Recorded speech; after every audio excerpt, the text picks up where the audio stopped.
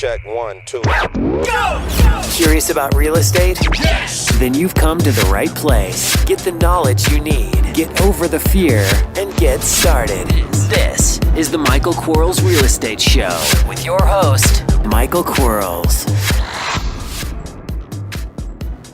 Hello, everybody. Michael Quarles with the Michael Quarles Real Estate Show, and today we have podcast episode 276. It's a scenario question. It looks juicy. I like juicy scenario questions. They fire me up for the rest of the day. You guys know, most of the time I do these first thing in the morning. I just love starting my day, getting fired up, getting involved, doing stuff, reading these things, answering the questions. It's kind of cool. It's really cool. Love my life. Love my wife, love my life, love God. Here we go. I got another call from one of my bandit signs today. I don't like bandit signs. Seller is an older lady and owns it free and clear and is tired of the place because everything is in such bad condition, including the roof. She's asking $40,000. Side note, this is my side note. It's not the person who sent me the question side note. The other day, my wife was on her Facebook. And it showed the caption to the picture that was going around. It said, when you become 50, no one likes to become 50, and if you're female, it's even worse, apparently. But the picture that they had underneath the caption of a lady, she wasn't 50. She might have been a century old. She might have been 100. She certainly wasn't 50. And I just got a tickle out of my wife complaining that there's absolutely no way that lady was 50. Anyway, continuing. I know the area, and I know I can flip the house for a lot more. Comps are showing upwards of $140K for some similar houses in the area. Now, I know $100,000 should be enough to make everybody smile.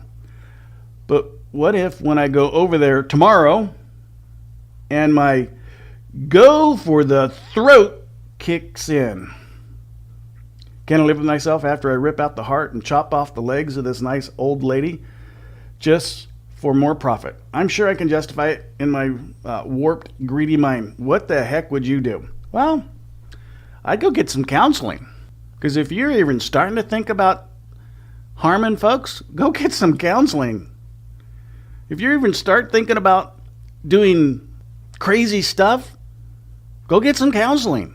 If you're telling yourself right now you have a propensity for being a jerk, you go get some counseling.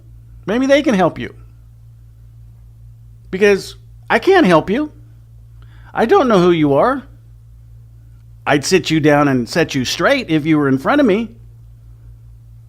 And if you didn't like sitting down, I'd maybe knock you down a little bit, because you're not supposed to go out there and hurt people. It's not what we do. That's what slime balls do. That's what con artists do.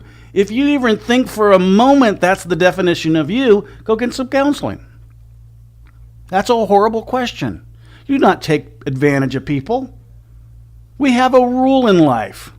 The rule in life is do unto others as you would want them to do upon you. If you're okay having someone take advantage of you, then I guess fall forward, soldier.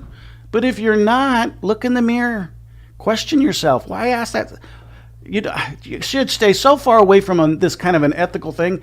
It's absurd. It's what makes our industry horrible. And people like whoever wrote this creates that horribleness. Man, we have. Here's my rule. I will not negotiate you lower than 50 cents on the dollar. I can justify 50 cents. I'm fine with it. I'm absolutely fine with it. You know what? I'm a pretty darn good negotiator. I'm a really good negotiator. Because here's what I know about who I am. I don't need to buy the house. So because I don't need the $100,000, I can continue to negotiate. But here's the rule. I won't get lower than 50 cents on the dollar. Just because I can doesn't mean I should. Just because I can doesn't mean I should do it to somebody. And I'm gonna ask myself, hey, would I want what I just did done to me? And if the answer is no, I'm not gonna do it. It's kind of like, should we disclose something or not? Well, if you have to ask that question about what you're not disclosing, naturally and absolutely you should disclose it. Because it's who we are. It's our profession to be professional. Okay? But man, if you're wondering, if you're going to go for the throat attitude comes out in you, man, you need some like anger counseling or something. Maybe go to a senior citizen home and, sit there and talk to a person who doesn't have anybody to talk to all day long and let them share their life with you. Get to know what it feels like to help instead of harm. Join a charity group. Do something. Don't take advantage of people, because you're giving this a bad name if you do. Hands down, you're giving us a bad name if you do. Thanks for listening. We'll be right back. Are you running out of leads? It's time you tried Yellow Letters at yellowletters.com. Get motivated seller leads through yellow letters, postcards, zip letters, typed professional letters, greeting cards, door hangers, and business cards.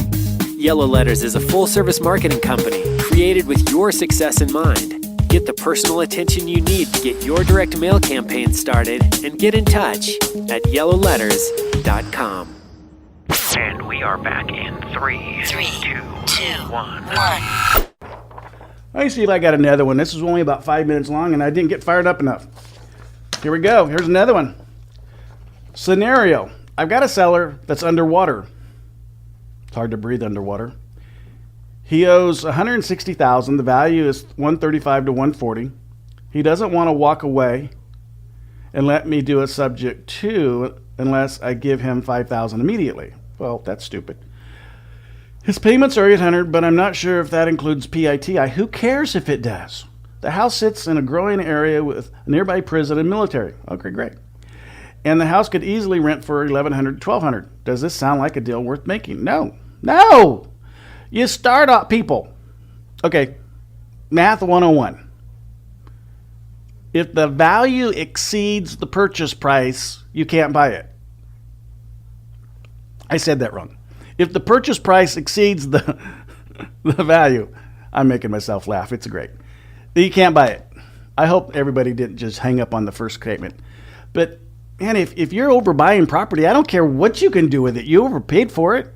Really? I got some property to sell to you if you want to overbuy property. Heck, come on down. Really? People actually want to buy houses because they'll rent? No, don't do it that way. It is so simple, so easy, so simplistic. Once you understand what we do as a real estate investor to do what we do. I mean, here's the deal. We do a marketing algorithm on an area, so we know the parts of the town that we want to market to, that has the highest success rate. We know who our prospects are because we have criteria, and we know that criteria is an equities position of 30% or greater. We know it has to be a single family. I like under medians, and I like 4 years of ownership or longer. I don't like trusts and LLCs, and I don't like our corps. So I'm going to market to those folks. I may put some bedrooms and bathrooms kind of thing, but it depends on what the market looks like in that market. So like some markets, the 1 bedrooms really are appreciating really well, and some markets, the 4 bedrooms suck. So if my market shows that the 1 bedrooms are going to be great, I'm going to make sure that I include 1 bedrooms. However, if the market is the opposite, where it says don't do 1 bedrooms, only do 3s and 4s, I'm going to make sure I'm going to market to those. I'm going to send out some cluster marketing. So I'm going to send a small postcard, yellow letter, large postcard, professional letter, greeting card, zip contract. They're going to call me. I'm going to answer the phone on purpose, go through 18 questions, qualify the prospect, send that off to my negotiator. They're going to ask another, 18 questions, and they're going to get under contract 1 out of 34 times. I'm going to send that off to a transaction coordinator who's going to manage that to a purchase and a resell. I'm going to plop it on the MLS once I have it under contract, and I'm going to resell the thing for 100% on the value. And so it's not hard. So we don't have to be buying overvalued properties. We don't. There's no reason to. You shouldn't be a real estate investor to be a real estate investor. Like, well, I bought a house, that means I'm a real estate investor. No, that's not what a real estate investor does. A real estate investor is an entrepreneur who makes money, profit. Okay? And with that profit, they can help themselves, help their family and friends, and help those people who can't help themselves. That's what it's all about. It's not greed-based. What we do isn't about us. It's about what we do to create profit. So we can take that profit, help our family and friends and those that are less fortunate than we are. And until you make a bucket load of money, the last one won't matter to you. Like, I don't want to help anybody I don't know. Yeah, you will. When you make a bucket load of money, you're going to. I'm always looking for charity. In fact, right now, I'm absolutely a Blue Lives Matter guy. So I'm putting some feelers out in my local community for the police officers to see if there's a charity. I called one, and their phone was not working, and I emailed them, and their email wasn't working, so I guess that charity's not around anymore. So anybody know anybody in Bakersfield that's in the police charity business, give me a shout out. But when you get a certain amount of money, you're going to do things like that. I mean, it's responsible. It's just absolutely responsible. My wife, bless her soul, she's in the Avon 39 walk to end breast cancer. And in fact, on my site, I have a little donation tab. So anybody that wants to donate, that would be great. I'm matching all the funds that someone donates. So if you donate $100, I'm going to match $100 on it. Last week, she likes making chicken pies. Like, she's known for being herself and a person that makes chicken pot pies. She made 168 of them last week in one day.